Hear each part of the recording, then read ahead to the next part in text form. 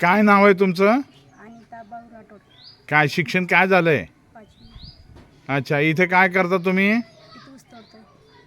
ऊस तोडणी कामगार आहेत. अच्छा, किती दिवस ऊस तोडणी कामासाठी जावं लागतं? 6 महिने 7 महिने. अच्छा, आणि मग इथे कधी कधी जाता आणि कधी येता तुम्ही? दिवाळीला जातो आणि उन्हाळ्यात येते. अच्छा, काय अडचण काय आहे तुमची आता? काय नाही, एवढं दुखतंय सारखं. काय दुखतंय? छाती साईड किडनी एक साईड. छाती आणि किडनी एक साईड. किडनी एक साईड दुखतीये.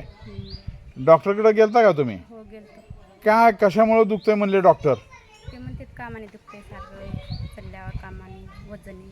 हां, अजून काय काय होतंय तुम्हाला? एवढं त्रास होते छातीत आणि ते सारखं 24 तास दुखते, तकलीफ होते. 24 तास दुखतंय, किडनी दुखतीये होय. आणि छाती पण दुखतीये. बाकी अजून काय काय होतंय तुम्हाला? दुसरं काय नाही, एवढंच होते सारखं. बर, मग औषधं कुठे घेतली? तिथंच गेवराईमध्ये शाळा आहे, ते मोठं दवाखाना. अच्छा, सरकारी दवाखान्यात गेला होता का तुम्ही? कधी गेलं नाही सरकारी. मग सरकारी दवाखान्यात का जात नाही तुम्ही? ते डॉक्टर म्हणते तिथं बरं होते, सरकारमध्ये बघत नाही कोणी. आपण तिथं पैसे द्यावे लागतात, सरकारी दवाखान्यात तुम्हाला पैसे नाही द्यावे लागत.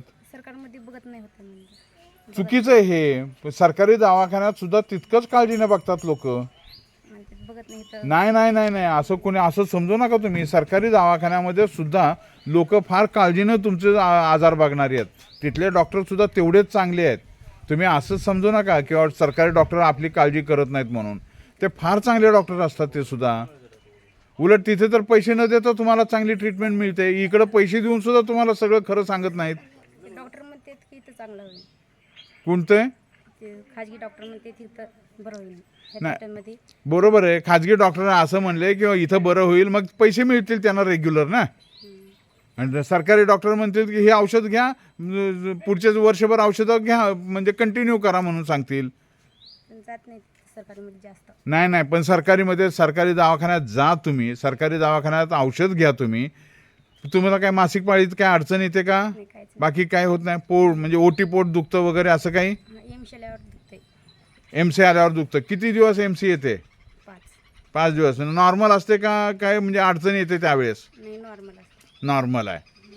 मग म्हणजे बाकीच्या आजारासाठी तुम्ही सरकारी डॉक्टरकडे जा. सरकारी डॉक्टरांना विचारा, ते व्यवस्थित तुम्हाला मदत करतील. आयुष्यमान भारत कार्ड आहे का तुमच्याकडे? नाही, माझं नाही. नाही, आता तुम्ही अगोदर कार्ड काढा. तुम्हाला 5 लाखापर्यंत मदत मिळते. शासन सगळे पैसे भरणार आहेत आणि आरोग्याची सगळ्या सेवा तुम्हाला मिळणार आहेत शासकीय दवाखान्यामध्ये. आणि तुम्हाला ते कार्ड असलं की तुम्हाला हॉस्पिटलमध्ये पैसे भरायची गरज सुद्धा लागत नाही. अगोदर कार्ड काढून घ्या आणि सरकारी दवाखान्यात जा. हां, ठीक आहे, थँक्यू.